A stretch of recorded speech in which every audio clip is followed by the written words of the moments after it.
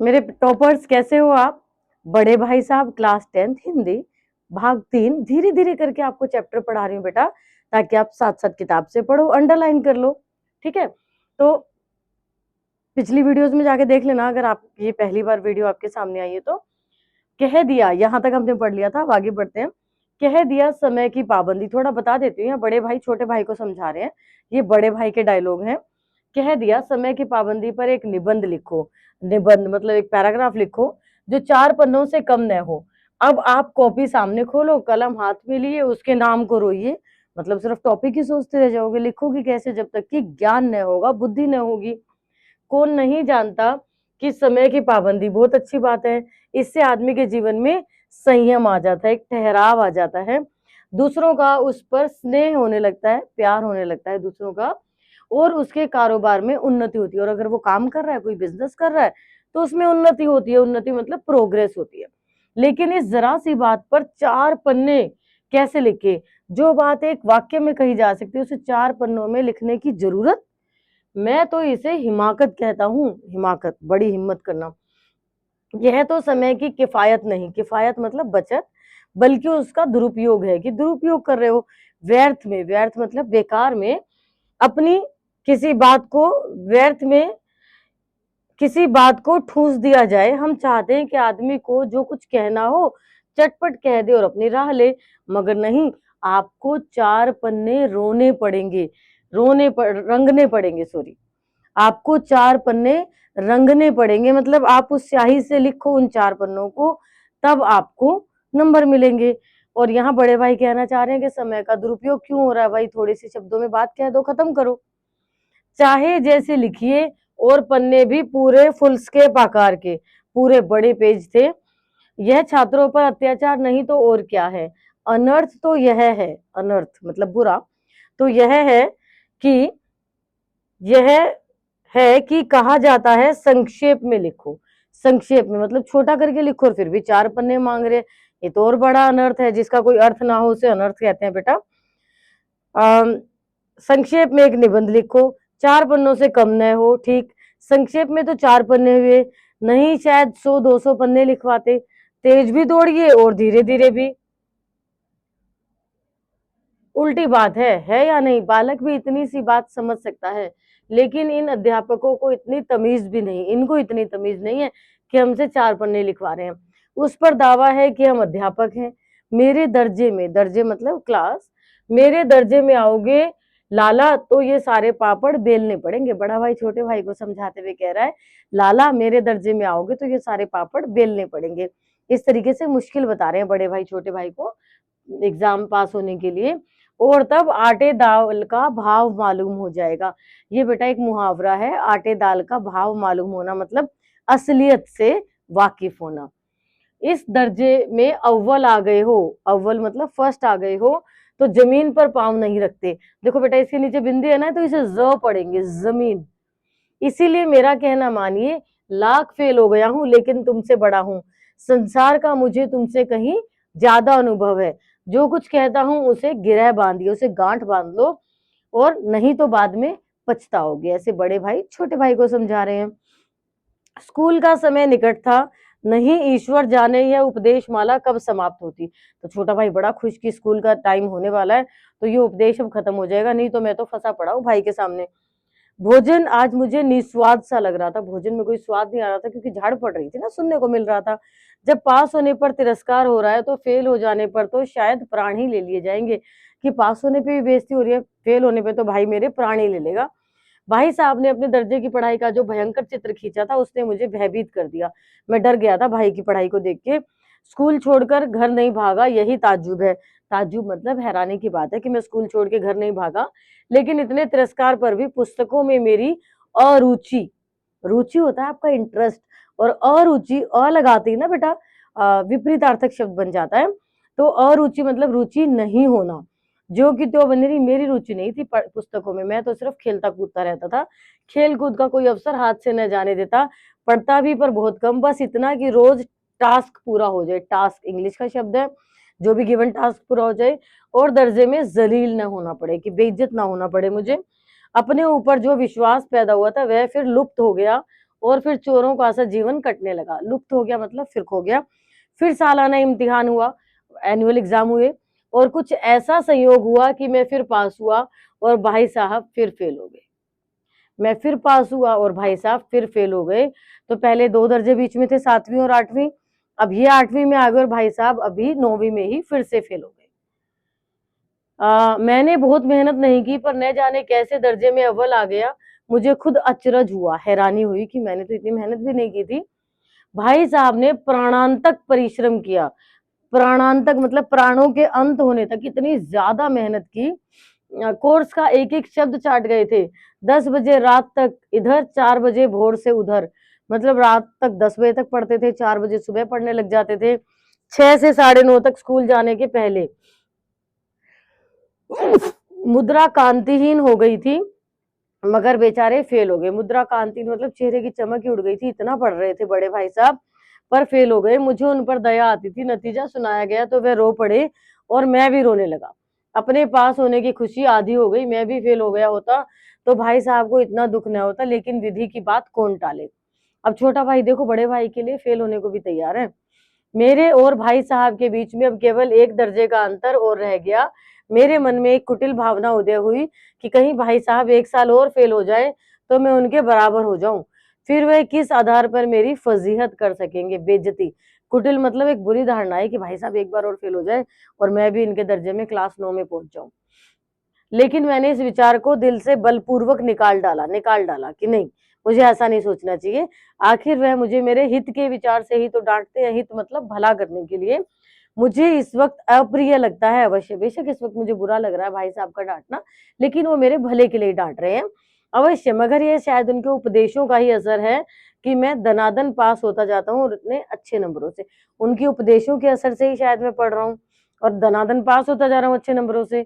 अब भाई साहब बहुत कुछ नरम पड़ गए थे। कई बार मुझे डांटने का अवसर पाकर भी उन्होंने धीरज से काम लिया। शायद अब वे खुद समझने लगे थे कि मुझे डांटने का अधिकार उन्हें नहीं रहा, या रहा भी तो बहुत कम। मेरी स्वच्छंदता भी बढ़ी, आजादी। मैं उनकी सहिष्णुता का अनुचित लाभ उठाने लगा। सहिष्णुता मतलब जो उनका अच्छा व्यवहार था, मैं उनका गलत लाभ उठाने लगा, अनुचित। ठीक है बेटा। मुझे ऐसी धारणा हुई कि मैं पास ही हो जाऊंगा, पढ़ूं या ना पढ़ूं, मेरी तकदीर बलवान है। मुझे लगा मेरी किस्मत ही अच्छी है, पढ़ूं या ना पढ़ूं, पास तो मैं हो ही जाऊंगा। इसलिए भाई साहब के डर से जो थोड़ा बहुत पढ़ लिया करता था वह भी बंद हुआ। मुझे कनकोए उड़ाने का नया शौक पैदा हो गया, पतंग उड़ाने का, और अब सारा समय पतंगबाजी की ही भेंट होता था। फिर भी मैं भाई साहब का अदब करता था, उनकी इज्जत करता था और उनकी नजर बचाकर कनकोए उड़ाता था। मांझा देना, कन्ने बांधना, पतंग टूर्नामेंट की तैयारी, ये सब समस्याएं गुप्त रूप से हल की जाती थी। मैं भाई साहब को यह संदेह मतलब शक नहीं करने देना चाहता था कि उनका सम्मान और लिहाज मेरी नजरों में कम हो गया है। हो गया था लेकिन वो दिखाना नहीं चाह रहा था।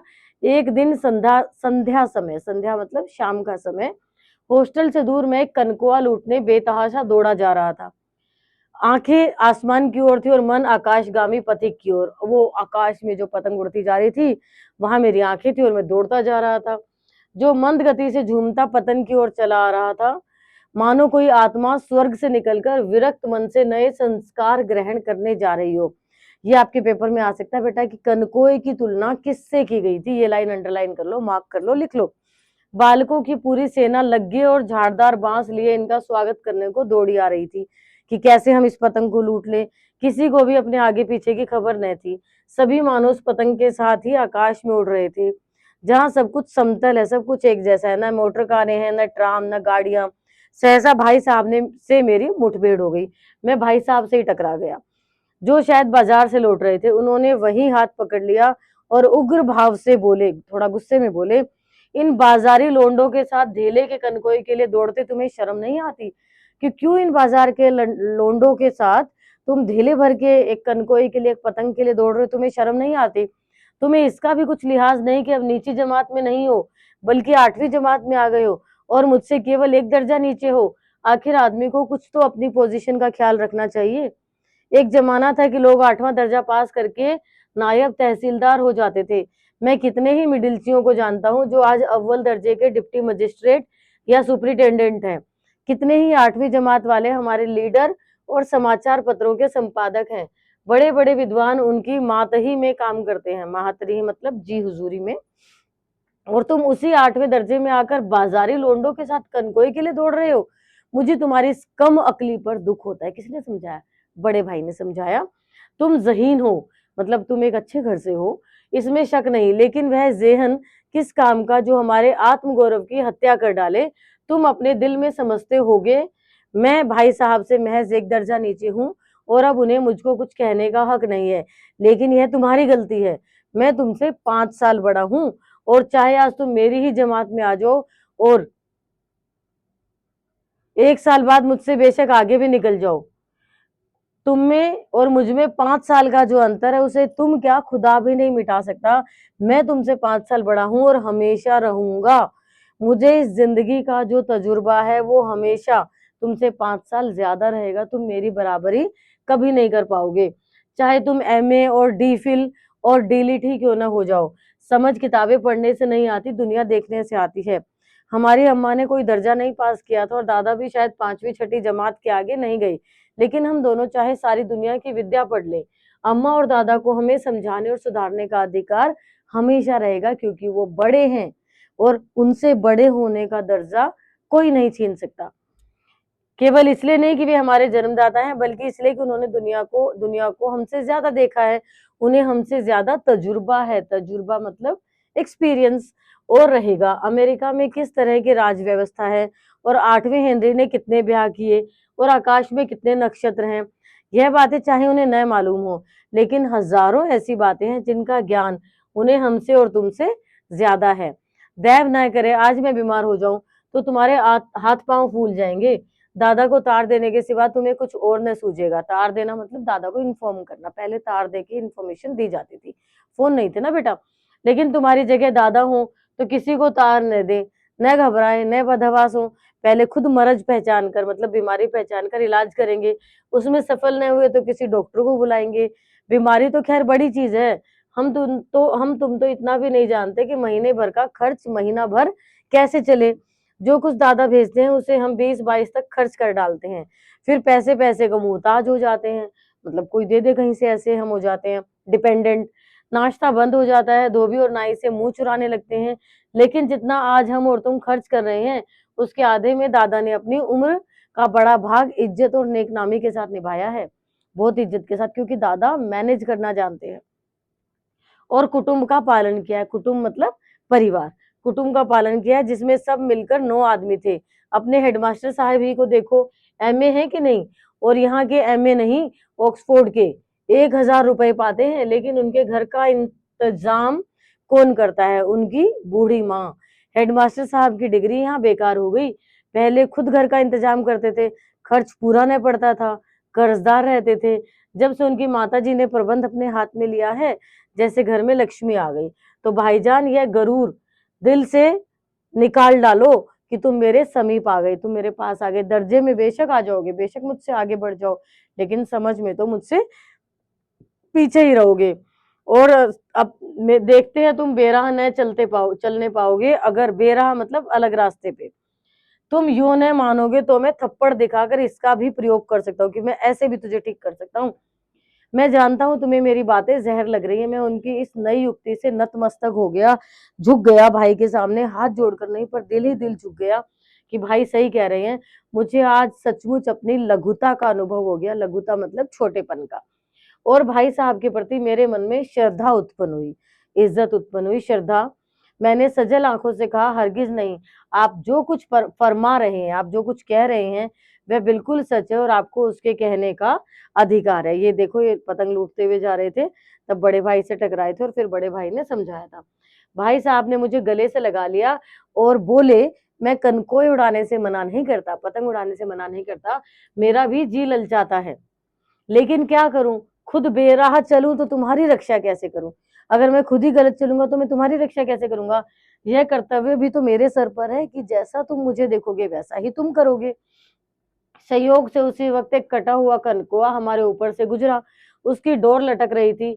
लड़कों का एक गोल पीछे पीछे दौड़ा चला आ रहा था। भाई साहब लंबे हैं ही, उछल कर उसकी डोर पकड़ ली और बेतहासा हॉस्टल की तरफ दौड़े, और मैं पीछे पीछे दौड़ रहा था। तो ये हुआ पार्ट आपका कंप्लीट। अब देखो बेटा प्रश्न उत्तर कैसे करोगे, बैक एक्सरसाइज से पढ़ो, अच्छी बात है, अदरवाइज जो आपने चैप्टर पढ़ा उसी से पेपर में आएंगे। बहुत अच्छे से पढ़ो, बहुत अच्छे से तैयारी करो। All the very best for your exam.